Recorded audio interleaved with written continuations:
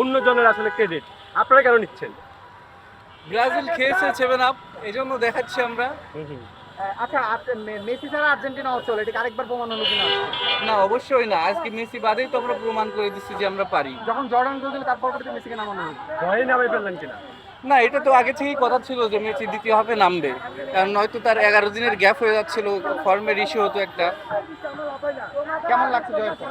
অবশ্যই খুব ভালো লাগছে। এবার অনেক করে চাচ্ছিলাম যে একটা ফ্রি কিকে গোল হোক মেসির, সে আশাও পূরণ হয়ে গেল। আমাদের আসলে আর কিছু চাওয়ার নাই। ইতিমধ্যে আর ব্রাজিলের যারা সমর্থক রয়েছে তারা বলা শুরু করেছে যে ভয় পেয়ে মেসিকে নামানো হয়েছে, এটা কিভাবে দেখছেন? না, ভয় পেয়ে অবশ্যই না। তারা যদি পোস্ট ম্যাচ প্রেজেন্টেশন দেখে, প্রি ম্যাচ প্রেজেন্টেশন দেখে থাকে, মেসি তো নামার কথাই ছিল সেকেন্ড হাফে। পেনাল্টি ছাড়া কি আর্জেন্টিনা কোনো জয় পাবে না? পেনাল্টি এখন যদি তাদের খালুরা চাচারা এভাবে মুখে লাথি দেয়, আপনারা দেখছেন হয়তো, তখন তো তাদের মেসি দুলাভাই, মাফিয়া দুলাভাই পেনাল্টি পেতেই পারে, এটা তো নর্মাল।